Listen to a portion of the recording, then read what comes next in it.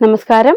തുടർച്ചയായ തെരഞ്ഞെടുപ്പ് പരാജയങ്ങളിൽ അടിപതറി ഭാരതത്തിലെ ജനങ്ങൾ പൂർണ്ണമായും കൈവിട്ട കോൺഗ്രസ് പാർട്ടി ഇപ്പോൾ രാജ്യത്തെ ജനാധിപത്യ സംവിധാനങ്ങളെയും പരമാധികാരത്തെയും വെല്ലുവിളിക്കുന്ന അങ്ങേയറ്റം അപകടകരമായ അവസ്ഥയിലേക്ക് അധപ്പതിച്ചിരിക്കുകയാണ്. ഇന്ത്യ മുന്നണിയുടെ അടച്ചിട്ട മുറിയിൽ നടന്ന യോഗത്തിൽ പ്രതിപക്ഷ നേതാവ് രാഹുൽ ഗാന്ധി നടത്തിയ പ്രസ്താവനകൾ ഇതിന്റെ ഒടുവിലത്തെ തെളിവ് കൂടിയാണ്. തങ്ങൾക്ക് രാഷ്ട്രീയമായി പ്രവർത്തിക്കാൻ ഇന്ത്യൻ ഭരണകൂടത്തിന്റെ നിഷ്പക്ഷത ആവശ്യമില്ലെന്ന രാഹുൽ ഗാന്ധിയുടെ വാദം കേവലം ഒരു രാഷ്ട്രീയ പ്രസ്താവന മാത്രമല്ല, ഭാരതത്തിലെ ജനാധിപത്യ പ്രക്രിയയോടും ഭരണഘടനാ സ്ഥാപനങ്ങളോടുമുള്ള പരസ്യമായ യുദ്ധപ്രഖ്യാപനം കൂടിയാണ്. തന്റെ രാഷ്ട്രീയ പരാജയങ്ങൾക്ക് ഉത്തരവാദി സ്വന്തം കഴിവുകേടല്ല, രാജ്യത്തെ ഭരണ സംവിധാനങ്ങളാണെന്ന് വരുത്തി തീർക്കാനുള്ള രാഹുൽ ഗാന്ധിയുടെ ഈ വില കുറഞ്ഞ തന്ത്രം ഭാരതീയ ജനത തിരിച്ചറിഞ്ഞു കഴിഞ്ഞു. വരാനിരിക്കുന്ന പൊതു തെരഞ്ഞെടുപ്പുകളിലും ജനങ്ങൾ തങ്ങളെ തൂത്തെറിയുമെന്ന ബോധ്യം ഇപ്പോഴേ ഉണ്ടായതുകൊണ്ടാണ് രാഹുൽ ഗാന്ധി ഇത്തരം ബാലിശമായ മുൻകൂർ ജാമ്യം എടുക്കലുകൾ നടത്തുന്നത്. നരേന്ദ്രമോദി സർക്കാരിന്റെ ജനക്ഷേമ വികസന നയങ്ങൾക്ക് മുന്നിൽ രാഷ്ട്രീയമായി പിടിച്ചു നിൽക്കാൻ കഴിയാതെ വരുമ്പോഴെല്ലാം ഭരണഘടനാ സ്ഥാപനങ്ങളെ അധിക്ഷേപിക്കുന്നത് കോൺഗ്രസിന്റെ സ്ഥിരം ശൈലി കൂടിയാണ്. തെരഞ്ഞെടുപ്പ് കമ്മീഷൻ, സുപ്രീം കോടതി, അന്വേഷണ ഏജൻസികൾ എന്നിവയെല്ലാം തങ്ങൾക്ക് അനുകൂലമായി നിൽക്കുമ്പോൾ മാത്രം നല്ലതെന്നും അല്ലാത്തപ്പോൾ അവയൊക്കെ പക്ഷപാതപരമാണെന്നും വരുത്തി തീർക്കാനാണ് ഇവർ ശ്രമിക്കുന്നത്. രാഹുൽ ഗാന്ധിയുടെ പുതിയ പ്രസ്താവനയിലൂടെ വ്യക്തമാകുന്നത് 3 പ്രധാനപ്പെട്ട കാര്യങ്ങളാണ്. ഇന്ത്യൻ ജനവിധി തങ്ങൾക്ക് അനുകൂലമല്ലെങ്കിൽ അതിനർത്ഥം ഇവിടെ ജനാധിപത്യം ഇല്ലെന്നാണെന്നാണ് കോൺഗ്രസ് വാദിക്കുന്നത്. ഇത് ജനവിധി മാനിക്കാത്ത ഒരു ഫ്യൂഡൽ മനോഭാവത്തിന്റെ തെളിവ് കൂടിയാണ്. കൂടാതെ തോൽവിക്ക് മുൻകൂർ ജാമ്യം എടുക്കുകയും കൂടിയാണ് ഇപ്പോൾ ചെയ്യുന്നത്. വരാനിരിക്കുന്ന തെരഞ്ഞെടുപ്പിലും വൻ പരാജയം ഉറപ്പായ കോൺഗ്രസ് നേതൃത്വം ഇലക്ട്രോണിക് വോട്ടിംഗ് മെഷീനുകളെയും ഭരണഘടനാ സംവിധാനങ്ങളെയും കുറ്റം പറയാൻ ഇപ്പോഴേ കളമൊരുക്കുകയാണ്. ഭാരതത്തിലെ ജനാധിപത്യ സംവിധാനങ്ങളിൽ നിഷ്പക്ഷതയില്ല എന്ന് അന്താരാഷ്ട്ര തലത്തിൽ പ്രചരിപ്പിച്ച് രാജ്യത്തിന്റെ അന്തസ്സ് കെടുത്താനുള്ള ആസൂത്രിത നീക്കം കൂടിയാണിത്.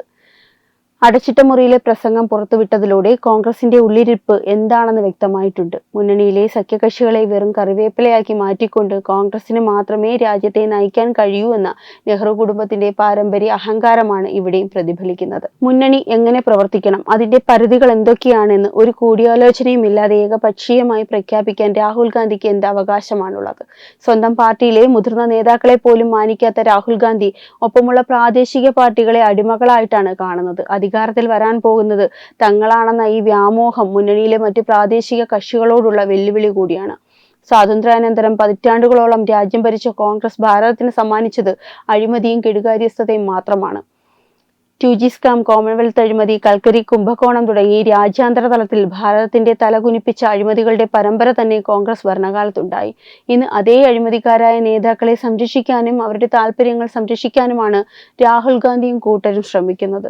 ദേശീയ സുരക്ഷയുടെ കാര്യത്തിൽ പോലും തികച്ചും വിനാശകരമായ നിലപാടാണ് കോൺഗ്രസ് സ്വീകരിക്കുന്നത്. അതിർത്തികളിൽ ഇന്ത്യൻ സൈന്യം ശക്തമായ പ്രതിരോധം തീർക്കുമ്പോൾ സൈന്യത്തിന്റെ വീര്യത്തെ ചോദ്യം ചെയ്യാനും പാകിസ്ഥാന്റെയും ചൈനയുടെയും ഭാഷയിൽ സംസാരിക്കാനുമാണ് രാഹുൽ ഗാന്ധി മുതിരുന്നത്.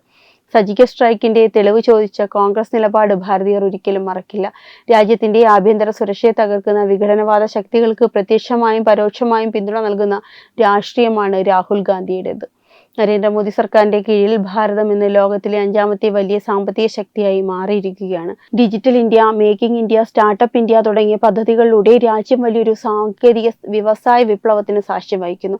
കോടിക്കണക്കിന് സാധാരണക്കാർക്ക് സൗജന്യ റേഷൻ, പാർപ്പിടം, ശുദ്ധജലം, ആരോഗ്യ ഇൻഷുറൻസ് എന്നിവ ഉറപ്പാക്കാൻ നിലവിലെ ഭരണകൂടത്തിന് സാധിച്ചിട്ടുണ്ട്. കാശ്മീരിന് പ്രത്യേക പദവി നൽകിയിരുന്ന ആർട്ടിക്കിൾ 370 റദ്ദാക്കിയതും അയോധ്യയിലെ ഭവ്യമായ രാമക്ഷേത്ര നിർമ്മാണവും ഭാരതീയരുടെ ദശാബ്ദങ്ങളായ സ്വപ്നങ്ങളുടെ സാക്ഷാത്കാരമാണ്. ഭാരതത്തിന്റെ ഈ സാംസ്കാരികവും സാമ്പത്തികവുമായ നവോത്ഥാനത്തെ ഉൾക്കൊള്ളാൻ സാധിക്കാത്തതാണ് കോൺഗ്രസിന്റെയും രാഹുൽ ഗാന്ധിയുടെ നിരാശയ്ക്ക് കാരണം. രാജ്യ വികസനത്തിന്റെ പുതിയ ഉയരങ്ങളിലേക്ക് കുതിക്കുമ്പോൾ കേവലം കുടുംബ മഹിമയുടെ പേരിൽ മാത്രം രാഷ്ട്രീയം കൈയാളുന്ന രാഹുൽ ഗാന്ധിക്ക് ജനങ്ങളുടെ പൾസ് മനസ്സിലാക്കാൻ സാധിക്കില്ല. കഴിഞ്ഞ 10 വർഷമായി രാജ്യം കൈവരിച്ച സാമ്പത്തിക സുരക്ഷിതത്വവും ആഗോളതലത്തിലെ അംഗീകാരവും കണ്ടില്ലെന്ന് നടിക്കാൻ മാത്രമേ പ്രതിപക്ഷത്തിന് കഴിയുകയുള്ളൂ. സ്വാതന്ത്ര്യാനന്തരം പതിറ്റാണ്ടുകളോളം രാജ്യം ഭരിച്ചിട്ടും സാധാരണക്കാരന് കുടിവെള്ളമോ ശൗചാലയമോ പോലും എത്തിച്ചു നൽകാൻ കഴിയാത്ത കോൺഗ്രസ് നേതൃത്വമാണ് ഇന്ന് രാജ്യത്തെ ജനക്ഷേമ ഭരണകൂടത്തിനെതിരെ വിരൽ ചൂണ്ടുന്നത്. ചരിത്രത്തിലെ ഏറ്റവും വലിയ അഴിമതികളായ 2G സ്കാം, കോമൺവെൽത്ത് അഴിമതി, കൽക്കരി കുംഭകോണം തുടങ്ങി രാജ്യത്തിന്റെ ഖജനാവ് കൊള്ളയടിച്ച ഒരു കൂട്ടം നേതാക്കളെ കേന്ദ്ര ഏജൻസികളുടെ പിടിയിൽ നിന്ന് രക്ഷിച്ചെടുക്കുക എന്ന ഒരൊറ്റ അജണ്ട മാത്രമാണ് ഈ പ്രതിപക്ഷ കൂട്ടായ്മയ്ക്കുള്ളത്. ദേശീയ സുരക്ഷയുടെ കാര്യത്തിൽ പോലും തികച്ചും വിനാശകരമായ നിലപാടാണ് ഇവർ സ്വീകരിക്കുന്നത്.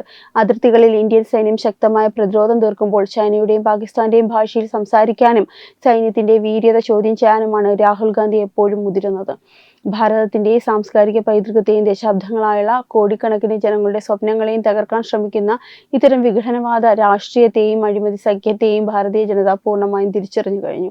നരേന്ദ്രമോദി സർക്കാരിന്റെ കീഴിൽ ഭാരതം ഇന്ന് ലോകത്തിലെ 5ാമത്തെ വലിയ സാമ്പത്തിക ശക്തിയായി കുതിച്ചുയരുകയും ഡിജിറ്റൽ ഇന്ത്യ, മേക്കിംഗ് ഇന്ത്യ പദ്ധതികളിലൂടെ ലോകത്തിന്റെ വ്യവസായ തലസ്ഥാനമായി മാറുകയും ചെയ്യുമ്പോൾ ഉണ്ടായ അസഹിഷ്ണുതയാണ് പ്രതിപക്ഷ നേതാക്കളുടെ വാക്കുകളിൽ കാണുന്നത്. കാശ്മീരിലെ ആർട്ടിക്കിൾ 370 റദ്ദാക്കിയതിലൂടെയും അയോധ്യയിലെ ഭവ്യമായ രാമക്ഷേത്ര നിർമ്മാണത്തിലൂടെയും രാജ്യം കൈവരിച്ച സാംസ്കാരിക നവോത്ഥാനത്തെ ഉൾക്കൊള്ളാൻ കോൺഗ്രസിന്റെ പരമ്പരാഗത വോട്ട് ബാങ്ക് രാഷ്ട്രീയത്തിന് സാധിക്കുന്നില്ല. വിദേശ മണ്ണിൽ പോയി സ്വന്തം രാജ്യത്തെ അധിക്ഷേപിക്കുകയും ഭാരതത്തിലെ ജനാധിപത്യ സംവിധാനങ്ങൾ തകർന്നുവെന്ന് അന്താരാഷ്ട്ര തലത്തിൽ വ്യാജ പ്രചാരണം നടത്തുകയും ചെയ്യുന്നത് രാജ്യദ്രോഹപരമായ നിലപാടാണ്. ഭാരതത്തിലെ ജനങ്ങൾ ഇന്ന് കേവലം കുടുംബ മഹിമയുടെയോ പരമ്പരാഗത വോട്ട് ബാങ്ക് രാഷ്ട്രീയത്തിന്റെയോ പിന്നാലെ പോകുന്നവരല്ല എന്ന യാഥാർത്ഥ്യം ഉൾക്കൊള്ളാൻ രാഹുൽ ഗാന്ധിക്കോ കോൺഗ്രസ് നേതൃത്വത്തിനോ സാധിക്കുന്നില്ല.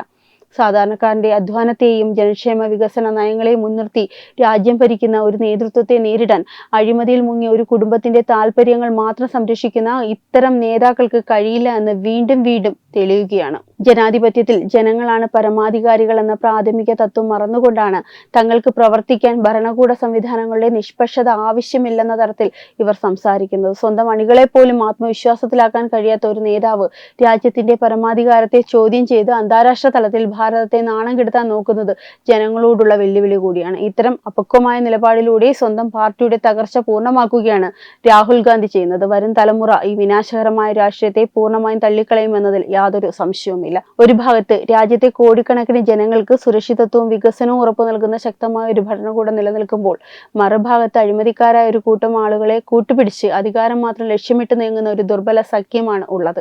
അതിന്റെ തലപ്പത്തിരിക്കുന്ന രാഹുൽ ഗാന്ധിയുടെ അപക്വമായ പ്രസംഗങ്ങളും പ്രസ്താവനകളും കോൺഗ്രസിന്റെ തകർച്ചയുടെ വേഗത വർദ്ധിപ്പിക്കുകയുള്ളൂ.